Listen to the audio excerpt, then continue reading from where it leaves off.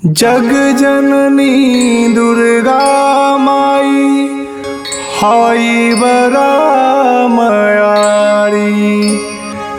एक पुकार के सुनी के धावेली सेवा का दुआरी।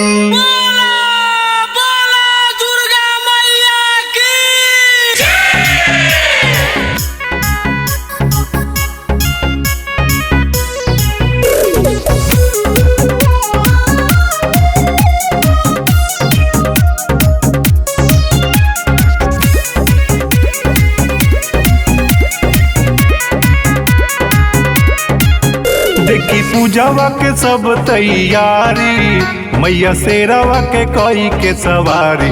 सेवा का दुआरी चलली दुर्गा माई, सेवा का दुआरी चलली दुर्गा माई, सेवा का दुआरी चलली देवी माई, सेवा का दुआरी चलली। देखी पूजावा के सब तैयारी, मैया शेरावा के कोई के सवारी। सेवा का दुआरी चलली दुर्गा माई, सेवा का दुआरी चलली।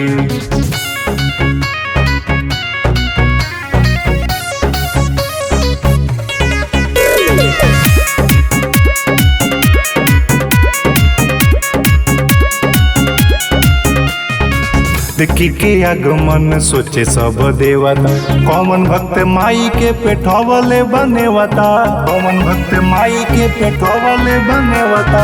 आगे आगे माई पीछे देव लोग आवता, ढोल मंजीरा के हु शंखवा बजावता, ढोल मंजीरा के हु शंखवा बजावत। देखी माई जुटे सब नर नारी, सब मिल के लगावे जयकारी। त सेवा का दुआरी चलली दुर्गा माई, सेवा का दुआरी चलली दुर्गा माई, सेवा का दुआरी चलली देवी माई, सेवा का दुआरी चलली। देखी पूजावा के सब तैयारी, मैया शेरावा के कोई के सवारी। त सेवा का दुआरी चलली दुर्गा माई, सेवा का दुआरी चलली दुर्गा माई, सेवा का दुआरी चलली देवी माई, सेवा का दुआरी चलली।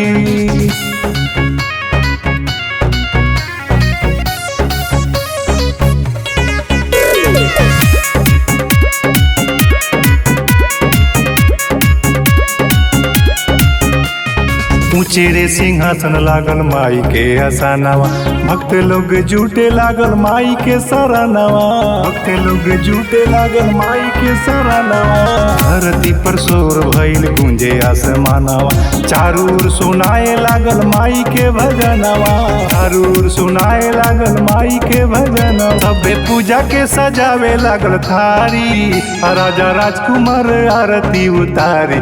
सेवा का दुआरी चलली दुर्गा माई, सेवा का दुआरी चलली दुर्गा माई, सेवा का दुआरी चलली देवी माई, सेवा का दुआरी चलली। देखी पूजावा के सब तैयारी, मैया शेरावा के कोई के सवारी। त सेवा का दुआरी चलली दुर्गा माई, सेवा का दुआरी चलली दुर्गा माई, सेवा का दुआरी चलली देवी माई, सेवा का दुआरी चलली।